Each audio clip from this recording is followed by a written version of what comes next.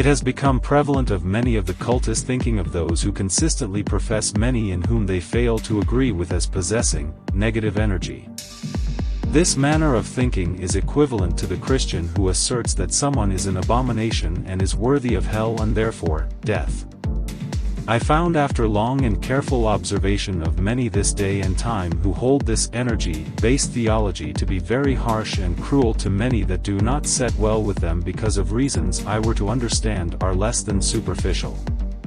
But, that has forever been the case for self-centered people who are borderline narcissist. It is very important to understand of where you are finding this energy that you assert is dwelling of someone else. There is a strong possibility that it is inside of no one but yourself.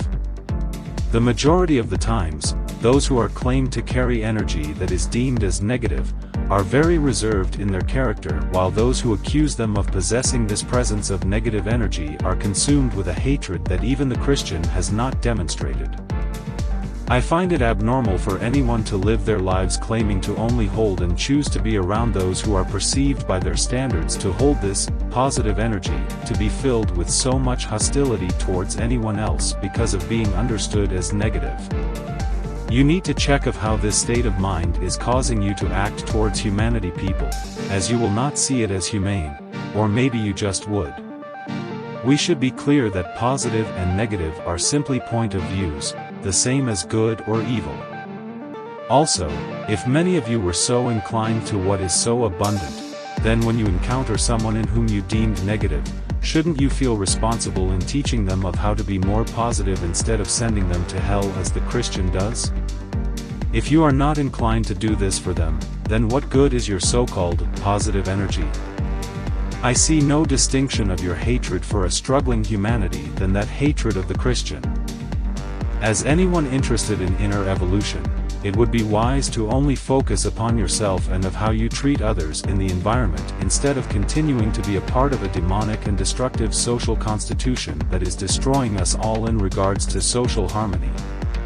There are plenty of you who are agents of this government system and don't even realize it due to having a religious-based mentality which only causes further divisiveness.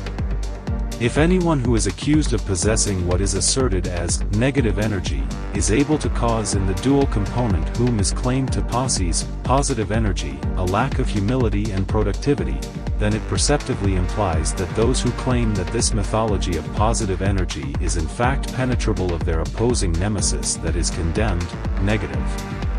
It has become obvious that many who claim this dogmatic-based theology of thinking is vulnerable in every aspect of the being if any time the accused opposing factor is blamed in causing a hindrance or limitation in their progression. Considering what is propagandized as positive, nothing should be enabled to impose a challenge upon the host, unless they themselves have not dealt with internal areas of the self which is fragile of the effects of the environment of those who are perceived in their point of view as negative. There are those who say, "My life is much better and have fallen right into place now that I have gotten all of that negative energy out of my environment." This is utilized by many often abruptly for the sake of offending judging someone which to most who are decent would consider a negative attack from one who is claimed positive and therefore decent. However, if you are indeed a positive force and manifestation, should it really matter of who occupy your environment? So, self-sufficiency is not a factor in being positive? Are you implying that you need a negative presence to produce the positive incentive for you to be responsible to produce? It has become time to look only at yourself to ensure where this negative energy in fact exists and of who is in truth hindering your progress.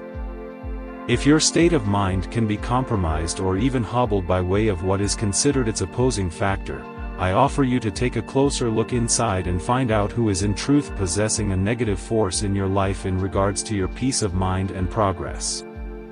It is a very good chance that the only person who has this negative force living in them is yourself. How you respond to the challenges in life reveals what is happening inside of you and no one else.